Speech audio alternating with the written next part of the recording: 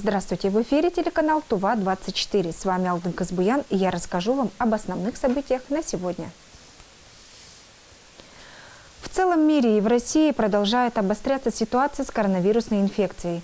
За сутки на 10 октября в России выявлено 28 647 новых случаев. В регионах ужесточаются ограничения, вводится обязательная вакцинация.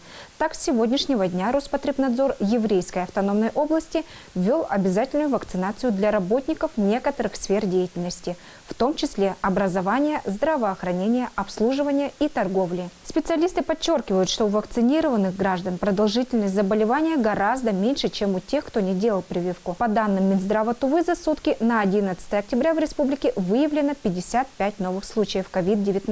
Полный курс вакцинации в республике прошли 84 165 человек. Это чуть больше 50% от плана. 16 августа 1944 года состоялась чрезвычайная 7-я сессия Малого Хурала. Главным в повестке дня был вопрос о вхождении Тувы в состав СССР. Выражая волю и горячее желание трудящихся Тувы, 17 августа 1944 года приняли декларацию о вхождении Тувинской Народной Республики в состав Союза Советских Социалистических Республик.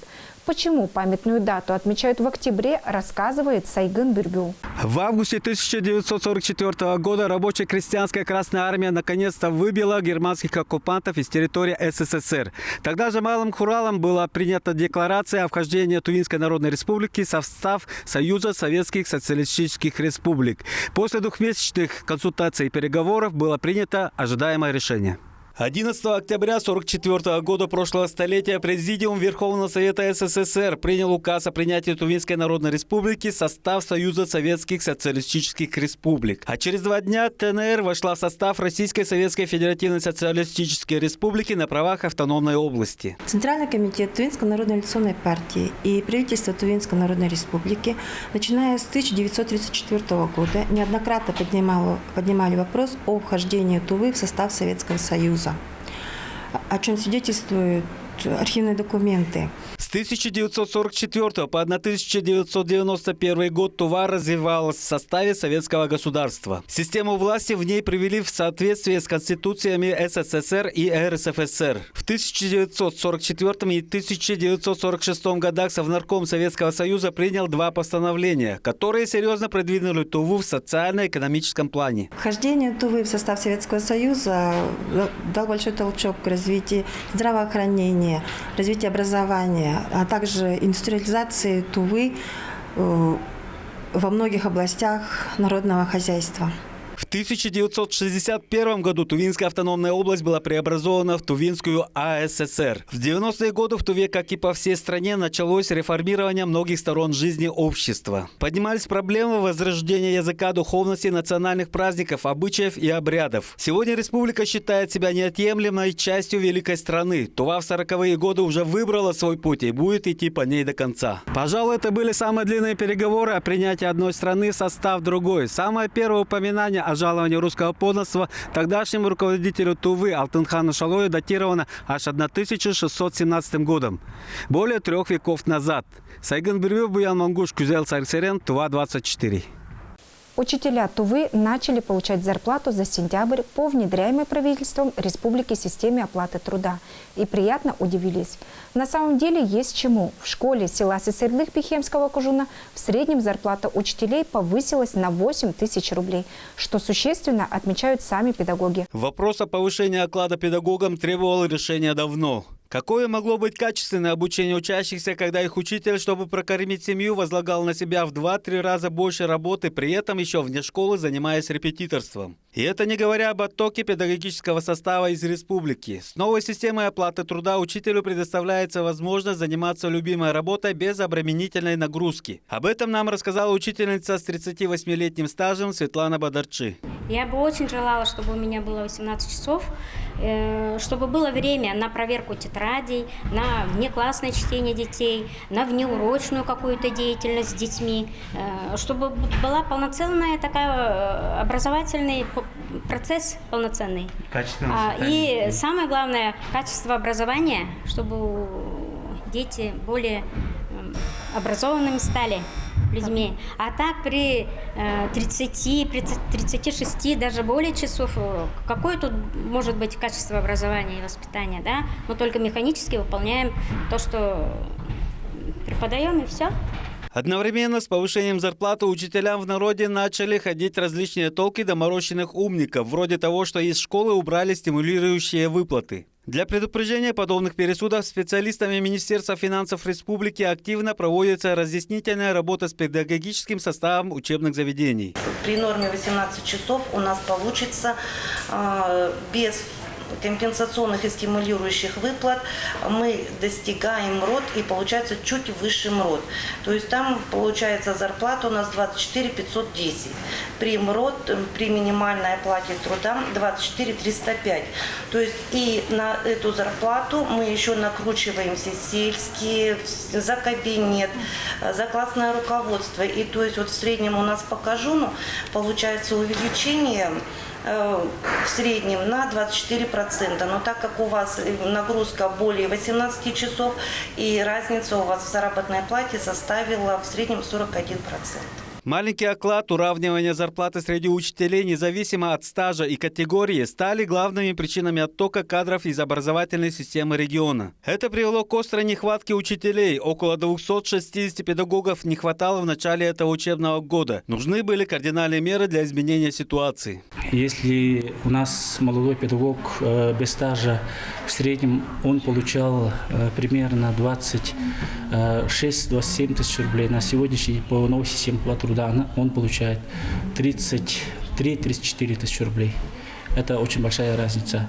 И в связи с этим, наверное, будет возможность привлекать именно сельские отдаленные школы молодых педагогов. Новая система оплаты труда учителям, кроме повышения зарплаты, еще и материально стимулирует повышение квалификации педагогов и их стремление к высоким достижениям. Прошлогодним зарплатой увеличилась на 41%. Это для молодых учителей очень большой стимул. Сейчас я планирую защититься на первую категорию. Со следующего года хочу сдать уже на высшую категорию. Пожалуй, повышение заработной платы педагогам республики – это одно из значимых и волевых решений власти республики в этом году. Первая задача – это повышение окладов. В среднем мы рассчитывали 7 тысяч рублей повышение, увеличение основного оклада. Вторая задача – это дифференциация оплаты труда работников, педагогических работников с учетом квалификации, стажа, а также с учетом качества оказываемых услуг. Дополнительная потребность на реализацию данного проекта расчетно сейчас оценивается в объеме 215 миллионов рублей. Но это документ еще не окончательный. В настоящее время на уровне правительства Республики рабочей группой проводится оценка внедрения данного положения и в случае необходимости будет доработан. И потом мы считаем, что последующие годы данное положение, оклады должны индексироваться. Отметим существенную деталь, что повышение окладов педагогических работников касается и воспитателей дошкольных образовательных учреждений. Сайгын Бюрбил, Баян Мангуш, Мирана Иргит, Тува-24. В городе Сочи состоялась церемония закрытия всероссийского конкурса «Воспитатель года России-2021». Светлана Петрова, учитель-логопед детского сада номер 15, представлявшая Туву, получила заслуженную награду лауреата заключительного этапа 12-го всероссийского профессионального конкурса «Воспитатель года России-2021» и вошла в пятерку лучших педагогов дошкольного образования России. В регионах России идет подготовка ко Дню Отца. Напомним, согласно указу президента, отныне этот праздник будет отмечаться по всей стране в третье воскресенье октября. Вопросами организации Дня Отца в Туве занимается специальная рабочая группа. Тему продолжит наш корреспондент. Тува – один из первых регионов России, учредивший День Отца. С 2012 года он отмечается в третью субботу ноября. Эта дата тесно связана с созданием в республике Совета мужчин, который был учрежден по итогам первого мужского форума. Примерно за месяц до Дня Отца проводились массовые состязания, чествование лучших семей, разнообразные конкурсы. Главная цель проводимых мероприятий остается неизменной вот уже 10 лет. Настоящий мужчина ответственен за все – за благополучие семьи, будущее детей, за процветание родного края и защиту Отечества. В прошлом году в Екатеринбурге на совещании Совета мужчин Российской Федерации, где принимали самые активные деятели, мужчины, депутаты Государственной Думы, члены Совета Федерации, видные спортсмены. В выступающем докладе председатель Совета мужчин Российской Федерации Хочанов отметил о том, что есть самые такие передовые организации, 3 организации в нашем мужском сообществе Российской Федерации. Это Совет мужчин Алтайского края, Совет мужчин Амурского области и Совет мужчин Республики Тыва. Он назвал нас 3, и мы в течение многих лет в различных конкурсах Совет мужчин занимали видные первые места. 4 октября президент Владимир Путин издал указ об учреждении в России Дня отца. В целях укрепления института семьи и повышения значимости отцовства в воспитании детей постановляю установить День отца и отмечать его в 3-е воскресенье октября, говорится в документе. Есть закон о верховенстве законов или указов или других нормативных актов Российской Федерации. Мы должны подчиняться и сделать единый день. Это будет единый день 17 октября, это 3-е воскресенье. Эта дата, число может меняться, но мы будем подчиняться к этой дате. И в ноябре вот этот день мужского отмечаться больше не будет. То есть получается у нас октябрь отцовский, а ноябрь материнский.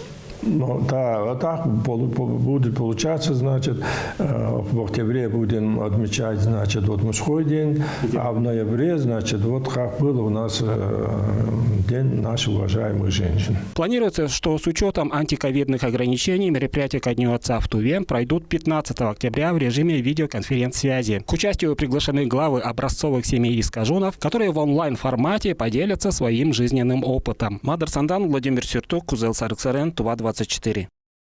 Чтобы учить и воспитывать детей, авторитет педагога должен быть непререкаем.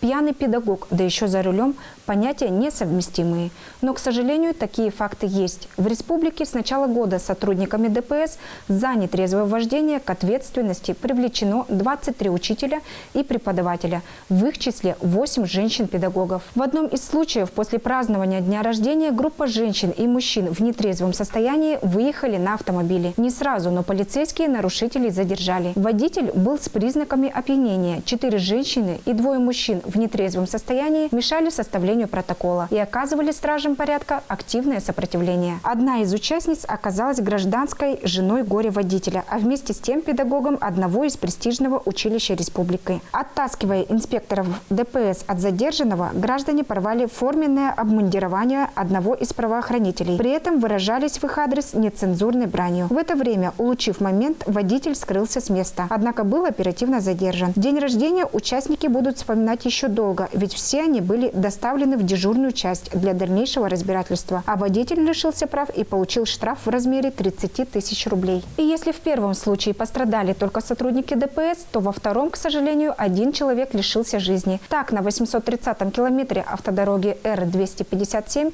произошла автоавария с участием нетрезвых работников сферы образования. 2 работника Тувинского политехнического техникума, а также некогда работавший в данном образовательном учреждении мужчина, направлялись из города Кызыла в село Хуваксы.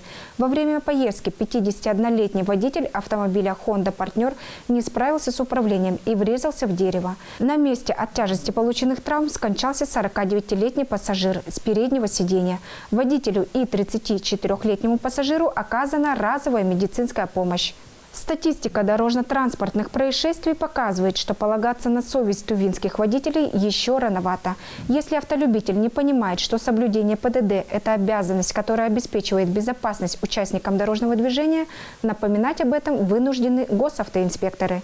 Наша съемочная группа приняла участие в одном из рейдовых мероприятий в составе городского патруля ДПС. По статистике региональной госавтоинспекции за 9 месяцев в Туве было выявлено свыше 2300 фактов управления транспортными средствами в состоянии опьянения. В 438 случаях возбуждены уголовные дела за повторность. Таким нарушителям грозит уголовный штраф в размере от 200 до 300 тысяч рублей. Максимальное наказание – лишение свободы до 2 лет. Но и такое жесткое наказание не всегда останавливает любителей езды под горячительное. Так, за прошедшую неделю выявлено более 30 водителей, управляющие транспортными средствами в состоянии опьянения. За управление транспортными средствами водителями, не имеющими либо лишенными права управления, Привлечены 51 водитель. Чтобы обезопасить дороги от пьяных лихачей и бесправников, которые не менее нетрезвых водителей создают угрозу безопасности дорожного движения, госавтоинспекция регулярно проводит целевые рейдовые мероприятия. Госавтоинспекции на территории города Кызыла проводятся рейдовые мероприятия «Нетрезвый водитель». В рамках данного мероприятия проводятся проверки водителей транспортных средств на предмет выявления признаков опьянения. Не успел патруль ДПС проехать несколько километров, как внимание автоинспекторов привлекла белая приора. При проверке документов оказалось, что водитель был ранее лишен права управления автомашиной. А вы знаете, что вы совершили правонарушение? Вы признаете? Нет. Что вы можете сказать в свое оправдание? Автомашина помещена на специализированную стоянку, проще штрафплощадку. Нарушителю грозит штраф 30 тысяч рублей, либо административный арест до 15 суток. В такую же ситуацию попал владелец автомашины Nissan Bluebird. До суда ему придется распрощаться со своим железным конем.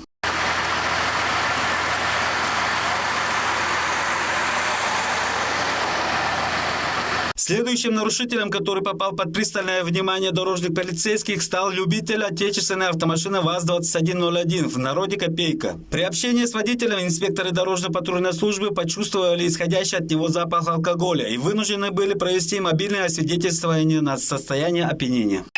Да. Ждите, идет анализ. Анализ.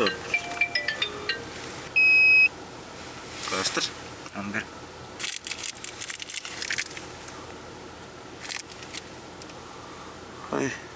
Результат 0,11 мг на литр. Молодому человеку повезло. Прибор показал результат, недостаточный для привлечения к административной ответственности за нетрезвую езду. Но при проверке по базе данных ГИБДД оказалось, что автолюбитель никогда не получал водительского удостоверения. Ему придется выплатить штраф в размере от 5 до 15 тысяч рублей. Автомашина также эвакуирована на штрафплощадку.